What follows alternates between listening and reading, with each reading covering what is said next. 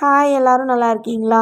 இன்னைக்கு காலையிலேயே வெயில் நல்லா அடிக்குது. சரின்ட்டு தேங்காய் பருப்பு எடுத்து வெயிலில் காய போட்டாச்சு. சிம்பா குட்டி பாருங்க எப்படி பார்த்துட்ருக்கான்ட்டு. சரி வாங்க நம்ம தோட்டத்துக்கு போகலாம். தோட்டத்தில் பரவலாக 1 2 தக்காளி பழுத்திருக்கு. அதையும் அப்படியே பறிச்சிக்கலாம்.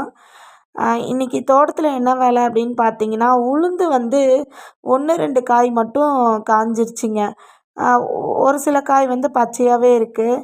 சரி என்ன பண்ணுறது, இதை அப்படியே விட்டோம்னா நல்லா வெயிலில் காய காய அப்படியே காய் முற்றி அப்படியே வெடிச்சிரும். வெடித்து பருப்பு உளுந்து காட்டுக்குள்ளேயே உளுந்துரும்.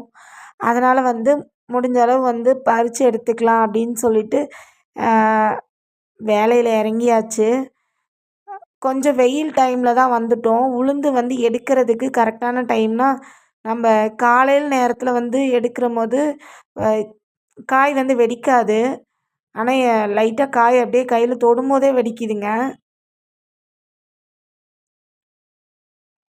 இது செடி நம்மளுக்கு ஃபுல்லாக காஞ்சிருந்ததுன்னா செடியோடு பிடுங்கி போட்டு அதுக்கப்புறம் காயை எடுத்துருக்கலாம். என்ன பண்ணுறது, 1 2 காஞ்சிருச்சுங்க. இது நம்மளுக்கு உளுந்து அந்தளவுக்கு ஒன்றும் இந்த தடவை ஈல்டு இல்லை. காரணம் என்னன்னு கேட்டிங்கன்னா, நம்ம மரம் வெட்டின போது நிறைய மிதிச்சிட்டாங்க. அதுக்கப்புறம் மரம் உளுந்தும் நிறையா டிசாஸ்டர் ஆகிடுச்சு. சரி ஓகே, கிடைக்கிற வரைக்கும் கிடைக்கட்டும் அப்படின்னு சொல்லிட்டு தான் விட்டாச்சு. பெருசாக எந்த பராமரிப்பும் கூட உளுந்துக்கு நாங்கள் பண்ணவே இல்லை. பாருங்களேன், சிம்பா இப்போ பாருங்கள், இந்த கூடையை பாருங்கள் தள்ளி விட்டுட்டான். அவன் உள்ளே பூந்துட்டு அவன் வேற ஒரு பக்கம் பூந்து விளையாடுறான்.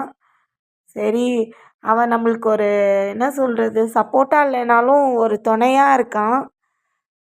அப்படியே அவனை பார்த்துக்கிட்டே ஜாலியாக உளுந்தெல்லாம் பறிச்சாச்சுங்க. என்னடா சிம்பா கட்டி போட்டு நம்ம எங்கேயாவது வெளியே போகிறோம் அப்படின்னா இங்கே பாருங்களேன் இப்படி குலைக்கிறான்ட்டு.